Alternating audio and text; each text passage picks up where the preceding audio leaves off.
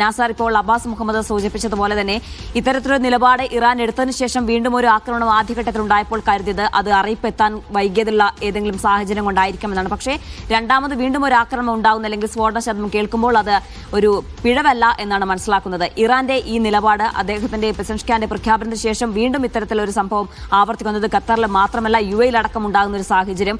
അങ്ങനെയാണെങ്കിൽ ഇത് ഇനി ആക്രമണം ഉണ്ടാകില്ല എന്ന നിലപാട് അത് ഏതെങ്കിലും തരത്തിലുള്ള സ്ട്രാറ്റജി ആണോ അല്ലെങ്കിൽ ഇറാൻ മറ്റെന്തെങ്കിലും ലക്ഷ്യം വയ്ക്കുന്നുണ്ടോ? അത്തരത്തിലെ ഒരു വിലയിരുത്തലിലേക്ക് എത്താൻ കഴിയുമോ?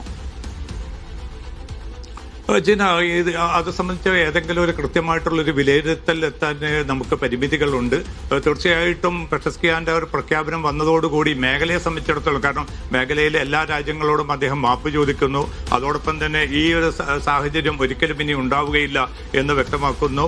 ഒരുമിച്ച് തന്നെ ഈ മേഖലയുടെ സുരക്ഷയ്ക്ക് വേണ്ടിയും പുരോഗതിക്ക് വേണ്ടിയും കൈകോർത്ത് പ്രവർത്തിക്കാമെന്ന് പറയുന്നു. ഇതൊക്കെ പറയുമ്പോൾ അതിനെ പൂർണ്ണമായിട്ടുള്ള വിശ്വാസത്തിൽ എടുക്കുകയായിരുന്നു ഗൾഫ് രാജ്യങ്ങൾ. പക്ഷേ US സൈനിക കേന്ദ്രങ്ങൾ ഈ രാജ്യങ്ങളിലുണ്ട് എന്നതിന്റെ പേരിൽ ഇനിയും ആക്രമണം ഉണ്ടാകുമെന്ന മുന്നറിയിപ്പുകൾ സൈനിക ഭാഗത്തു നിന്ന്, അതോടൊപ്പം തന്നെ മറ്റ് പ്രതികരണങ്ങൾ വരുമ്പോൾ സ്വാഭാവികമായിട്ടും പൂർണ്ണമായിട്ടുള്ളൊരു മനസ്സോടുകൂടിയല്ല ഇറാന്റെ ഭാഗത്തു നിന്ന് ഉണ്ടായിരിക്കുന്നു എന്നാണ് മനസ്സിലാവുന്നത്.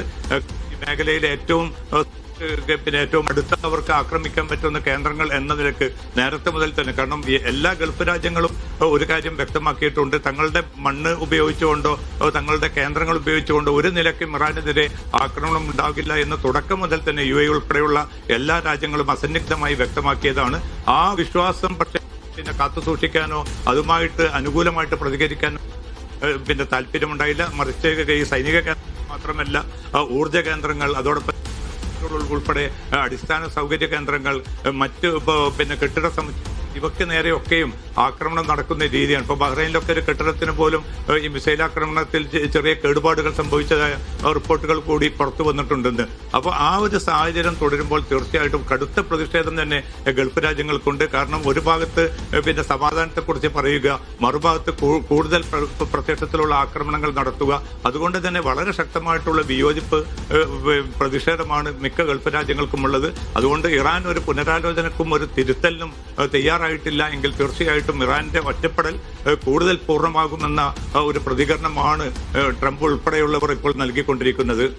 അതാണ് ഇനി ഏറ്റവും പ്രധാനപ്പെട്ട കാര്യം അമേരിക്കയുടെ നിലപാട്, ട്രംപിന്റെ നിലപാടാണ്. കഴിഞ്ഞ ദിവസങ്ങളിലൊക്കെ നമ്മൾ കണ്ടത് ഇറാനെ കൂടുതൽ നല്ല രാജ്യമാക്കി ഉയർത്തും, ഇറാനിലെ ഭരണമാറ്റം മാത്രമാണ് ലക്ഷ്യമെന്ന് പറഞ്ഞിടത്ത് നിന്ന് ട്രംപ് ഇന്ന് പറയുന്നത് ഇറാന്റെ സർവ്വനാശമാണ് ലക്ഷ്യം എന്ന നിലയിലേക്ക് കാര്യങ്ങൾ എത്തിയിരിക്കുന്നു. ട്രംപിന്റെ ഈ പ്രഖ്യാപനത്തെ എങ്ങനെ കാണണം?